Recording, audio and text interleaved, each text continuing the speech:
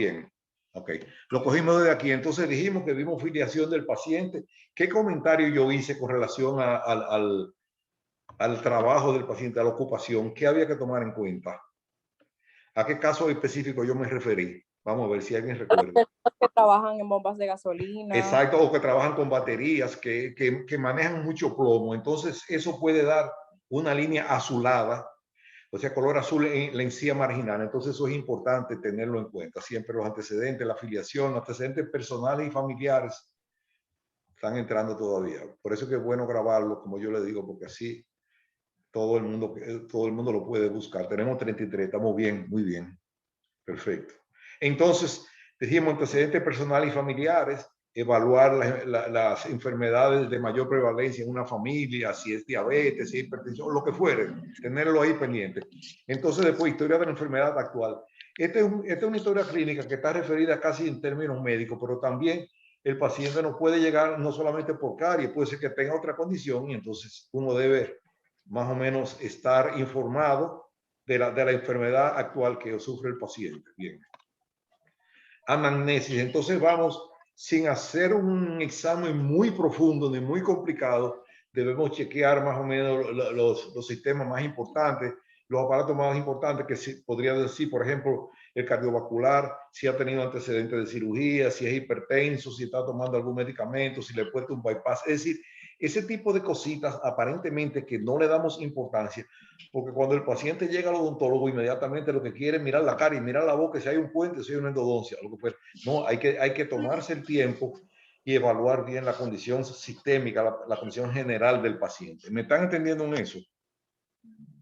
Bien. Exploración física, como les dije ahorita, importante, si se puede y se debe tomarle la presión, chequearlo, la frecuencia, verlo, cómo está, ver la cara, ver la expresión, no solamente entrarle directamente a la cavidad oral.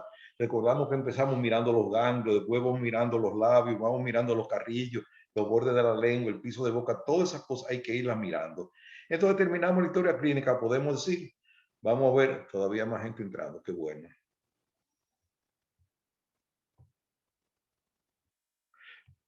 Patología cardiovascular, como dijimos, chequear cosas de importancia, no es que vamos a hacer un electrocardiograma ni una cosa así por ese estilo, pero hay condiciones de importancia. Insuficiencia cardíaca, si el paciente lo vemos cuando llega, aquí ya, bueno, ya están entrando todos, qué bueno. Con ninguno me entra, dice Wandy Zorrilla, pero debe entrarle. Yo se los envié porque, no, yo estoy aquí. Bueno, parece que ya se resolvió, yo espero que sí. Ok. Yo espero que hayan podido entrar todos. Si no, por eso lo grabo, para esa condición que a veces ocurre, que a veces se congestiona. Bueno, chequear si tiene algún trastorno. Un detalle que a veces uno se le puede pasar por alto, mirar cómo el paciente respira, si se ve jadeante, si se ve cansado, si tiene si es respirador bucal, si es es decir, verle la expresión, verle el cuello, verle la mirada, si está ansioso, todo ese tipo de cosas. Antes de uno empezar a trabajar, es bueno mirar, explorarlo. Fiebre reumática, sobre todo, ¿qué tipo en cuáles pacientes nosotros debemos tener más énfasis con la fiebre reumática? ¿Cuáles pacientes? ¿Alguien que me comente? Vamos a ver, Maroli, quien esté, déjame ver, Juan está ahí, está Angélica, Andreina Corporán, Analicia, ¿quién quiere comentar? Nos estamos refiriendo a la fiebre reumática o endocarditis bacteriana. ¿Quién comenta? Vamos a ver. Esperamos por sus comentarios. ¿Ninguno se atreve? Repita, doctor, repita la pregunta. Ustedes ven, ¿qué dice ahí? La última línea de abajo, ¿qué dice? Esta. Fiebre reumática, endocarditis bacteriana. Exactamente. ¿En cuáles pacientes mayormente nosotros debemos enfocarnos para tomar ciertas precauciones? Que son los que tienen más prevalencia de fiebre reumática. ¿De cuáles? Y endocarditis bacteriana, ¿cuáles? Pacientes que tengan dificultades cardíacas. No, pacientes, nos estamos refiriendo a la fiebre reumática la endocarditis bacteriana, ¿en cuáles pacientes se presenta con mayor frecuencia la fiebre reumática?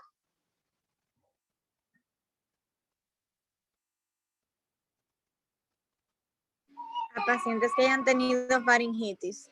Exactamente, y por ejemplo, mayormente, déjame ver si estoy grabando aquí, a ver. Mayormente. Doctor, ¿puede ser también en los pacientes hipertensos? No. La hipertensión es otra cosa. Las fiebres reumáticas son lesiones a nivel valvulares que ocurren en pacientes, como alguien dijo muy bien, pacientes que han sufrido de ataques de garganta con frecuencia. Eso se ve sobre todo mucho en adolescentes que le dan muchos ataques de garganta, que a cada rato esos niños que todavía no terminan de desarrollar y están sufriendo ataques de garganta a cada momento y tienen que ir por una amigdalitis a repetición. Ya no se usa tanto sacar las amígdalas, por tanto las sacamos. Y ese tipo de pacientes es necesario, recuérdenlo, los pacientes con antecedentes de fiebre reumática, endocarditis bacteriana, es necesario cubrirlo con un antibiótico por lo menos un día antes y 2 días después. Léanse sobre eso, sobre fiebre reumática y endocarditis bacteriana. Ese punto, háganle atención, que es importante medicarlo, porque esos pacientes, como decía alguien en una forma muy poética, decía, la fiebre reumática lame las articulaciones, pero muerde el corazón. Es decir, le damos dolor, poliartritis migratoria, le duelen los dedos, le duelen las rodillas, le duelen las cosas, se muda de un lado a otro, pero el daño importante, mayor, se produce a nivel de las válvulas cardíacas, que eso se va a quedar con insuficiencia y el paciente no va a hacer un bombeo efectivo. Entonces, háganle caso a eso, a la fiebre reumática, a los pacientes, sobre todo jovencitos, preguntan a la mamá si él o el papá si le están dando antibióticos. Generalmente se le pone como tratamiento, se le pone un benzetacil de 1.200.000 unidades todos los meses para cubrirlo hasta que pase el periodo ese de los ataques de garganta frecuentes. Aneurisma de aorta, ¿qué quiere decir eso? ¿Qué es un aneurisma? Alguien que me diga. ¿Qué quiere decir eso? ¿Qué es un aneurisma? Como una obstrucción, doctor. Es todo lo contrario. Un aneurisma es una dilatación de la pared de una arteria. Por decirlo así, como si fuera. ¿Cómo? Es una dilatación. Una dilatación anormal. Una dilatación de la pared de una arteria. Eso es un aneurisma. Cuando se habla de un aneurisma, de una aorta, ustedes han visto, por ejemplo. Doctor, disculpe. Dime. Que iba a decir que el aneurisma es la parte dilatada de un la inflamación. De un vaso cualquiera. Puede ser aneurisma del polígono de Williams, un aneurisma intracraneal, puede ser un aneurisma de la aorta, pero aneurisma en términos generales se refiere a una dilatación de la pared de una arteria. Imagínense ustedes, ya no se ve tanto, pero en eso, cuando la gente llevaba esos tubos de goma de camiones, cosas para montarse en la playa, cuando hacía un buche, cuando hacía como que se aventaba, eso es un aneurisma. Así mismo pasa en la pared de una arteria. Cuando se abomba, cuando se avienta, eso es una pared que queda débil y fácilmente, con cualquier aumento de la presión, se puede explotar. Imagínense ustedes un aneurisma de la aorta que se explote. ¿Qué ustedes creen que pasaría? De la aorta abdominal o de la aorta torácica, ¿qué pasaría? Eso prácticamente mata al paciente en un ratico. ¿Ustedes me entienden? O sea que es importante, vuelvo y les digo, todas esas son condiciones que ustedes deben irse enterando, irse informando para que cuando le hablan de un aneurisma, ustedes sepan que es una dilatación saccular de la pared de una arteria. ¿Estamos claros? ¿Entendieron eso? Dígame sí o no. Sí, doctor. Sí, doctor. Perfecto. Excúsenme que yo sea tan machacón, porque yo quiero que ustedes se les quede toda esta cosita, todo este pequeño detallito que yo le voy dando, que habitualmente en la odontología no se le da mucha importancia, simplemente se entra a la boca, a la carie, en enfermedad periodontal y abur, te dije. Entonces yo quiero que ustedes tengan una formación médica un poquito más amplia. Bien. Trombosis, ¿qué quiere decir eso? ¿Qué es eso de trombosis? Alguien que me diga. Según tengo entendido, es un taponamiento anterior. Anterior, no, anterior ni posterior, es un taponamiento en un vaso. O sea, es cuando se forma un coágulo, Exacto. un trombo y se obstruye, tapa, por decirlo así, un tapón, un coágulo que tapa. Eso es una trombosis, ¿verdad? ¿Y por qué se va a formar eso? Básicamente, ¿por qué? Por acumulación. ¿Cuáles son los elementos celulares que tienen que ver con la coagulación y que se taponan? ¿Cuáles son?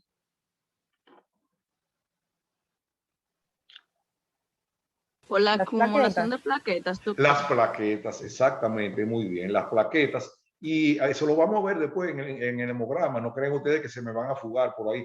Eso lo vamos a ver con más detalle cuando hablemos de hemograma. ¿En cuánto deben estar las plaquetas? ¿En cuántos miles? Según lo que yo recuerdo, doctor, de 200 a 400. 150, 300 y pi, por ahí. O sea, 150 a 300 mil, por ahí está bien. Más o menos es de 150 a 300 mil por ahí. Pero estaba cerca. Le picaste cerca, no te apures. Está bien. Otra cosa. Vemos aquí, ¿qué dice ahí abajo la última línea que pasamos? Uso de anticoagulantes. ¿Qué quiere decir eso? Que si nos llega un paciente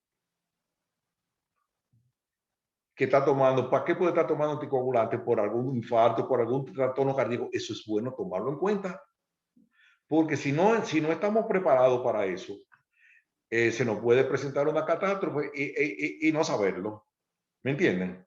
Entonces, el uso de anticoagulantes es bueno, sobre todo en pacientes de edad, que ya uno ve, saber qué está pasando con eso. Y ahora yo les voy a hacer una pregunta a ustedes, una pregunta tonta, a ver qué ustedes opinan.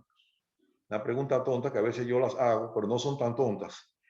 ¿Qué ustedes piensan si a ustedes llega un paciente con un tratamiento de anticoagulantes? ¿Qué ustedes harían?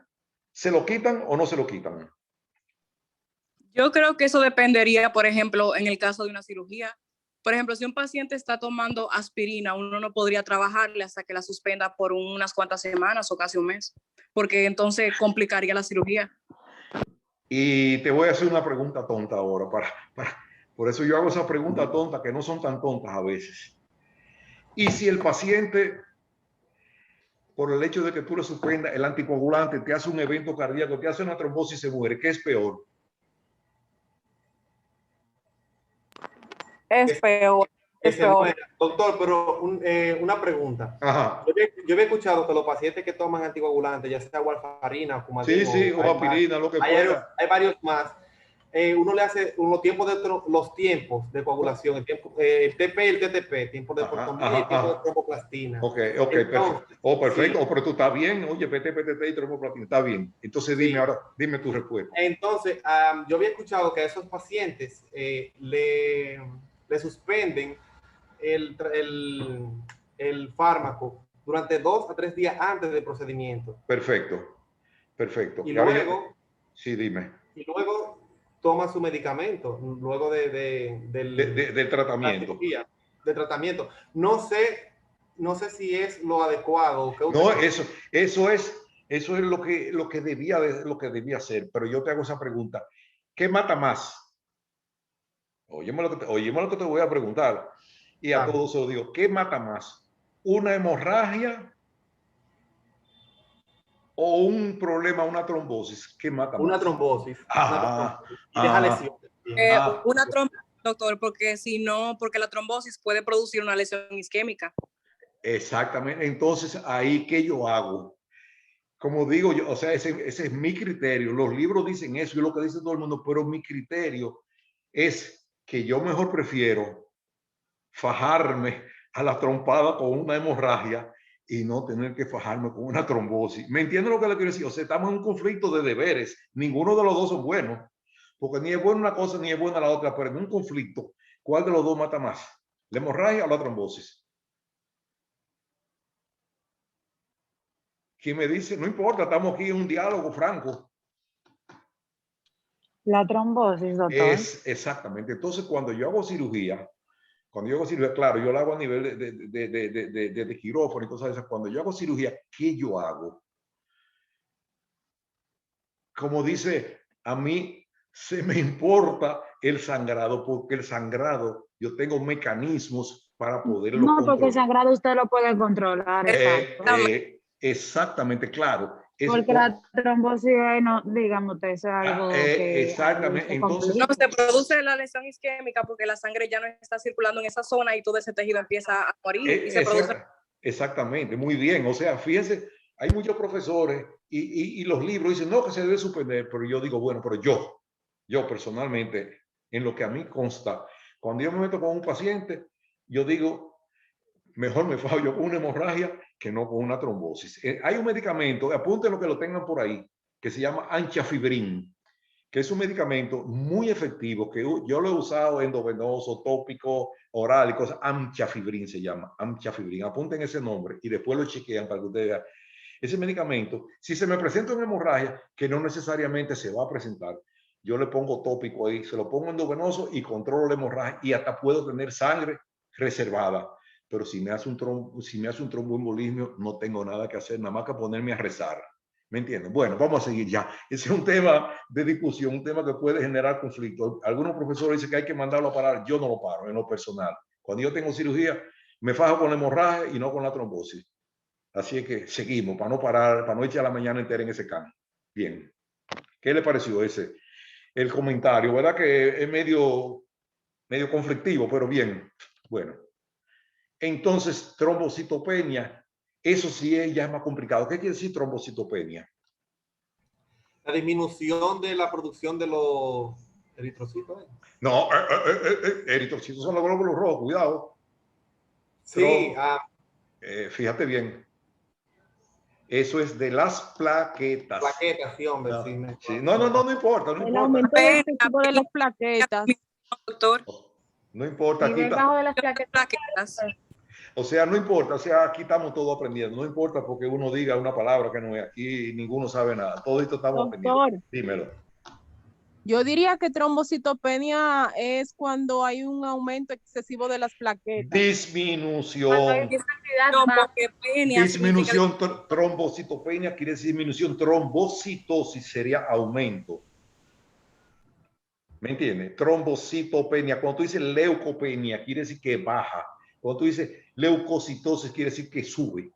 O sea, ¿qué enfermedad hemorrágica? ¿Por qué se va a producir? Porque si no hay plaquetas, las plaquetas son los elementos fundamentales que se inician en el proceso de coagulación. O sea, trombocitopenia quiere decir disminución del número de plaquetas, ¿verdad? Entonces, ¿cuántas? Está bien, tenemos 38, estamos muy bien, perfecto, nada más faltarían algunos. Trombocitopenia quiere decir, ¿de cuánto a cuánto de bien está la plaqueta, como dijimos ahorita? 150 a 200. A 300 y pico mil, 300 mil, 150, 300 mil. Si nosotros vemos que hay una plaqueta en 100, ahí sí es de verdad que yo no le aconsejo a nadie que se meta ni con una cosa ni con la otra. ¿Te entiendes? Porque ya ahí debe haber otro manejo. Porque ya ahí nadie nos va a ayudar. Si no hay plaqueta, nadie nos va a ayudar. ¿Me entiendes? Entonces ya en caso de trombocitopenia, eso, ¿y dónde se ve eso? ¿Dónde ustedes pueden saber si tiene trombocitopenia o no? ¿En qué prueba de laboratorio?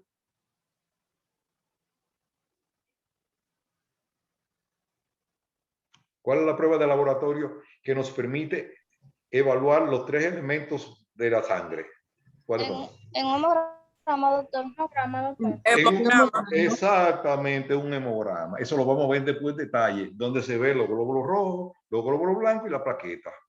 Ahí en un hemograma, muy bien. Entonces sabemos ya que trombocitopenia está dentro de las enfermedades hemorrágicas, que ya esa sí hay que tenerle un poquito de cuidado y eso habría que hacer una interconsulta con hematología y qué sé yo, y si es necesario transfundir un paquete de plaquetas, lo que fuera. Ya eso son otras palabras. Bien.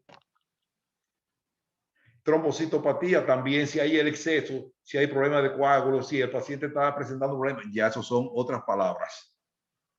Otras palabras, yo sé que tomarlas en cuenta. Hemofilias. Ya hemofilia es un defecto de un factor que ya eso también, ese es un paciente. Yo por ahí creo que tuve un caso de una hemofilia que me llegó, una cosa bueno, un paciente que ni el dentista le preguntó, ni el paciente se lo dijo.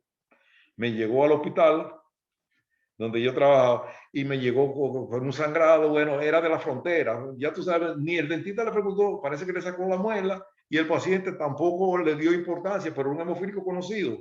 Y cuando llegó allá, ustedes saben, fue un morado por ahí tremendo. Lo tuvimos varios días intensivos, eso, pero eso lo maneja hematología, pero uno tiene que darle el soporte y el diagnóstico. Pero ya ustedes saben, la hemofilia, esas sí son condiciones ya que nos pueden poner el juego pesado. También déficit de vitamina K. ¿Dónde se sintetiza la vitamina K? ¿Alguien me puede decir? ¿Dónde se sintetiza la vitamina K? ¿Quién me comenta?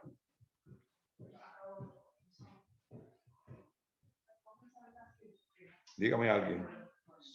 La vitamina K, recordar que se sintetiza en el hígado. Entonces, si hay hepatopatías, sea hepatitis A, hepatitis B, lo que fuera hepatitis C, cualquier trastorno que pueda producir hepatopatía, entonces ya quizás ahí haya problemas con el déficit de la vitamina K, que nos va a complicar mucho el juego en términos de hemorragia. Bien. Mírenlo, ahí nos sale trastorno en hepatopatías. Quiere decir que cualquier paciente que nos haya dado un antecedente de hepatitis de cualquier tipo, ya nosotros sabemos que hay que tener un cuidadito porque la síntesis de vitamina K va a estar comprometida. Seguimos. Alergias. Esa es otra condición también a tomar en cuenta. Si a un paciente le hace una reacción alérgica, ustedes, ¿qué es lo primero que van a hacer? Aparte de pajarse al grito y salir cogiendo, ¿qué ustedes hacen? Un paciente que le presenta una alergia inmediata, ¿qué se le ocurre a ustedes que se debe hacer? Alguien que me diga. La primera medida. Sin miedo, no tengan miedo, que no está haciendo ninguna alergia al paciente. Le estoy preguntando, coméntenme ustedes. Un antialérgico, doctor. Pero sí, pero un antialérgico. Tú dices, sí, yo le voy a poner un antialérgico, pero ¿cómo se llama o qué hago? ¿O salgo corriendo o grito o llamo 911 o qué? ¿Qué hacer? ¿Qué antialérgico tú le pones? Es un paciente que te está... Óyeme, es un paciente que te está poniendo rojo, que no puede respirar, que te dice que doctor, que no me entre el aire. Y tú vas así, hay un antialérgico, ay sí, ve a la farmacia y cómprame un antialérgico. ¿Qué tú vas a hacer? Eso no ocurre frecuentemente, pero ocurre. En la mayoría de las escuelas en los Estados Unidos tienen en los servicios de emergencia, de enfermería, tienen un medicamento que se lo voy a mencionar ahorita. Y en los países desarrollados tienen un medicamento que es la primera elección a tomar cuando presenta un cuadro alérgico, una reacción anafiláctica inmediata. No tardía. La adrenalina, doctor. Ahora sí lo dijiste. Ese es el primer medicamento de elección, la adrenalina. Les voy a enseñar en la pantalla ahorita un medicamento que ojalá todo el mundo lo pudiera tener en el consultorio con una jeringuita de insulina y una ampollita guardadito ahí por si se presenta esa situación, que es lo primero que hacer. Los antialérgicos no son tan efectivos como lo es la adrenalina. Léanse eso. Busquen si ustedes quieren shock anafiláctico, reacción alérgica inmediata, y ustedes verán que el medicamento de elección se llama la adrenalina. Les voy a enseñar un medicamento ahorita, déjame ver si sale por ahí. En caso de alergia a los anestésicos locales, ¿cuántos tipos de anestésicos locales existen? Se usan en odontología. 4. ¿Cuáles son? Dímelo, bueno. La lidocaína. Son dos grupos. Son dos grupos. Grupos ésteres y amidas. Son dos grupos. Y amidas. No son 4, son 2. Me acordé por suerte. O sea, en caso de eso. ¿Cómo? Los ésteres y las amidas. Exactamente, muy bien, exactamente. ¿Y cuál es que más se usa? ¿Se usan las amidas o los ésteres?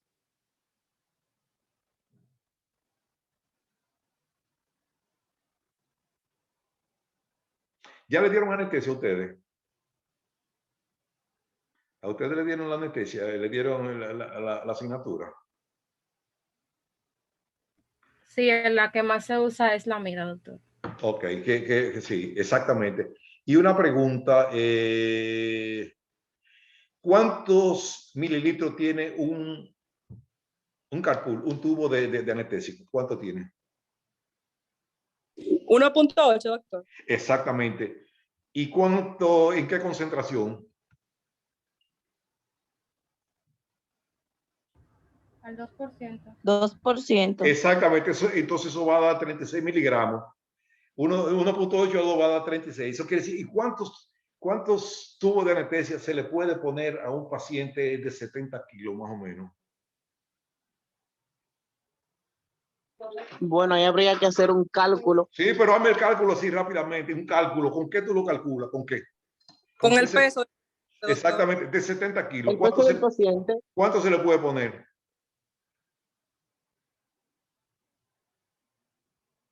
Y ustedes me excusan que yo me 7, salga. más o menos 7. No, se le puede poner más hasta 13, porque un paciente puede soportar hasta 300 o 300 miligramos, pero claro, no hay que llegar a esa dosis. Pero que uno sepa que todavía es seguro que porque tú le pongas 2 o 3 o 4 tubos no vas a matar a un paciente. Ustedes me entienden lo que le quiero decir.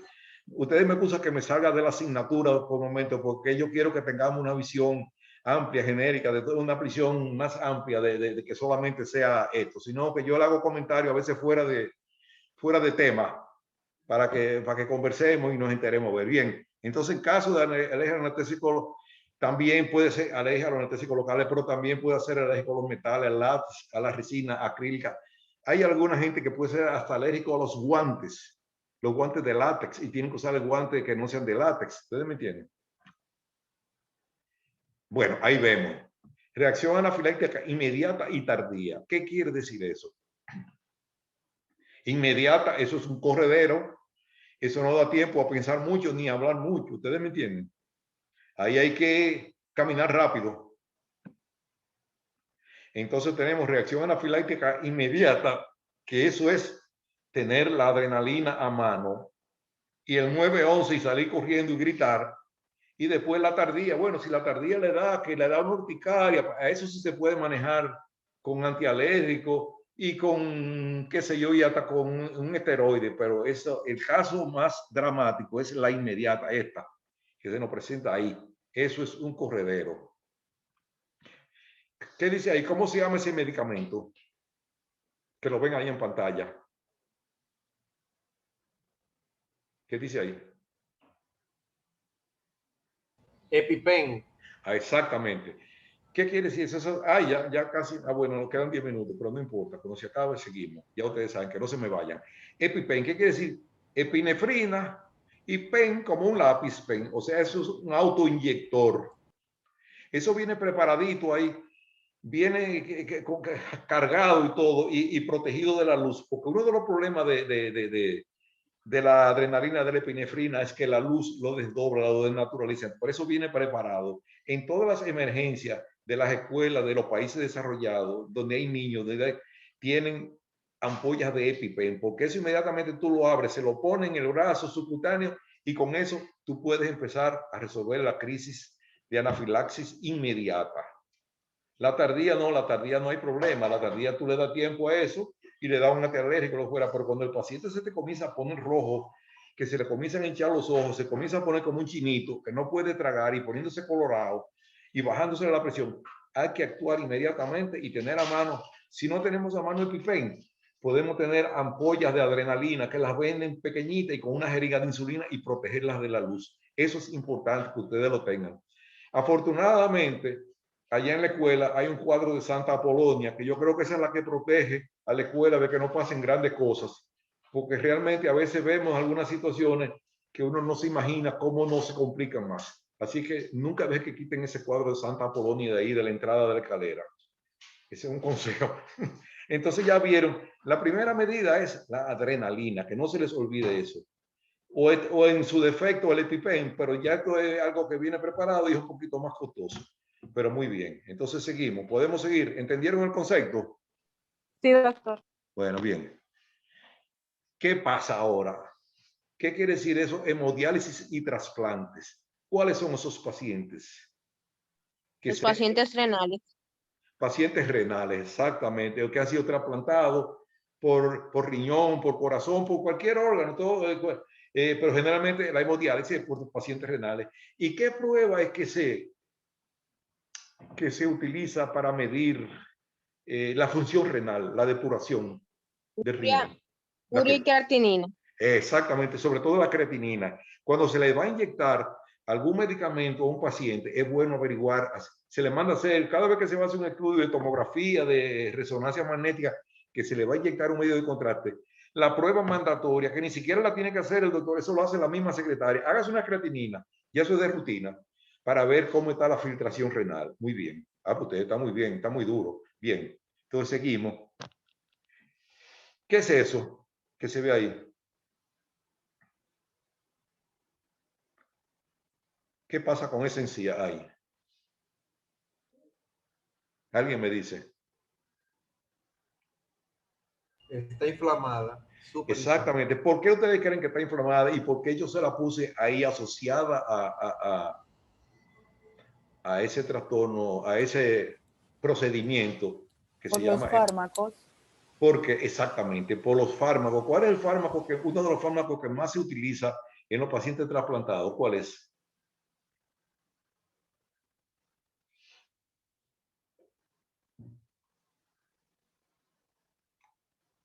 Se llama ciclosporina. Apunten ese nombre por ahí. Ciclosporina. Apúntenlo en una noticia, después ustedes chequean. La ciclosporina es un medicamento que se utiliza. ¿Y por qué se le da ese tipo de tratamiento a los pacientes que son trasplantados? ¿Por qué?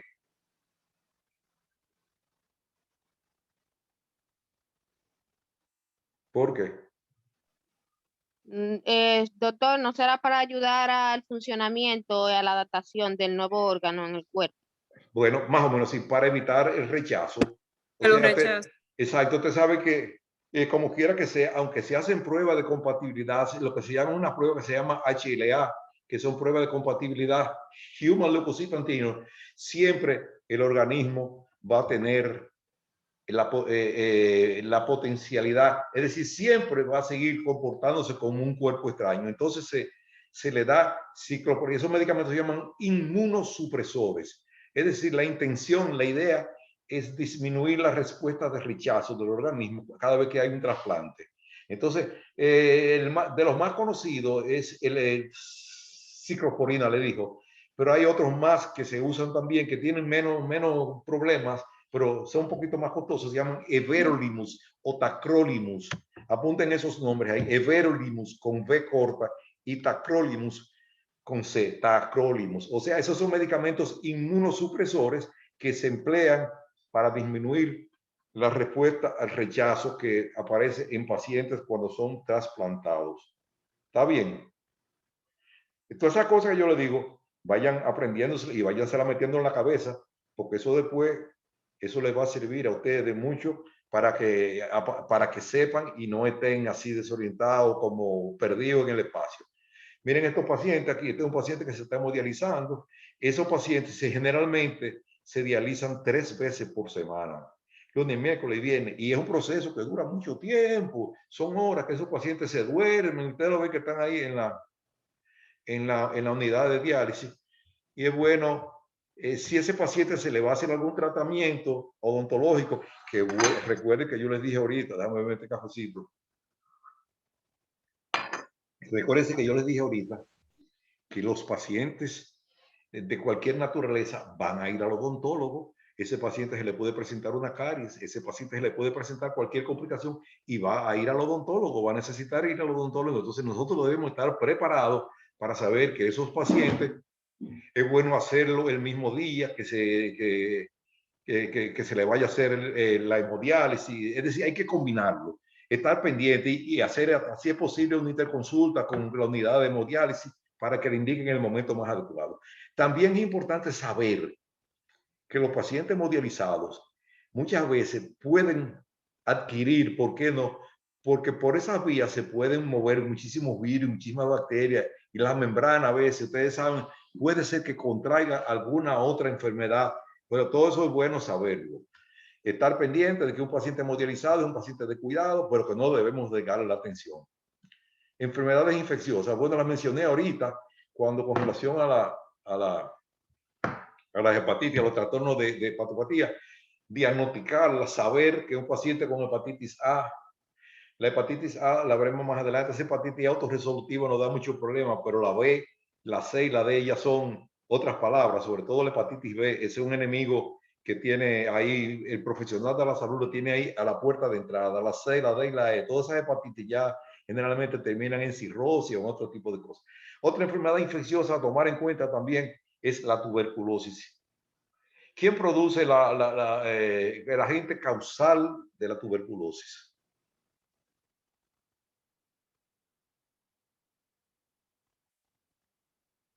¿Quién es el agente causal? ¿Cómo se llama?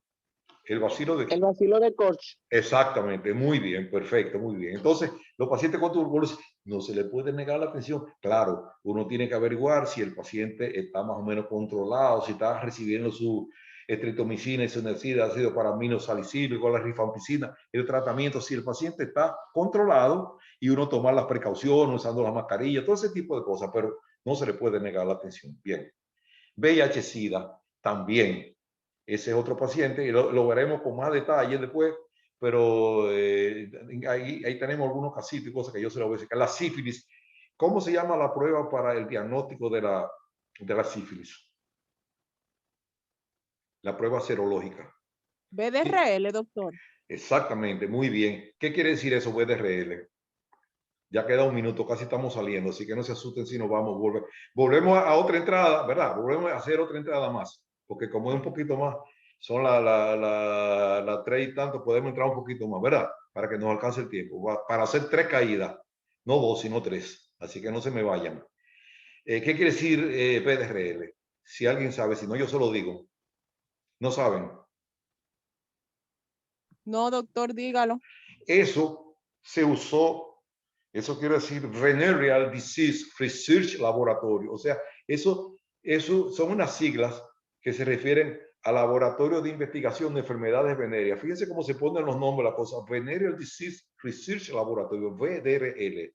Eso es lo que quiere decir esa prueba. Déjame ver si llega más. Ah, bueno, hepatitis. Yo creo que ya aquí lo vamos a tener, ya casi estamos saliendo. Pero miren, la prueba de la hepatitis tipo A, color amarillo de la piel, agrandamiento, ¿en qué lado está el hígado? ¿Cómo se llama esa zona ahí? Debajo de la costilla. ¿Cómo se llama? Flanco derecho.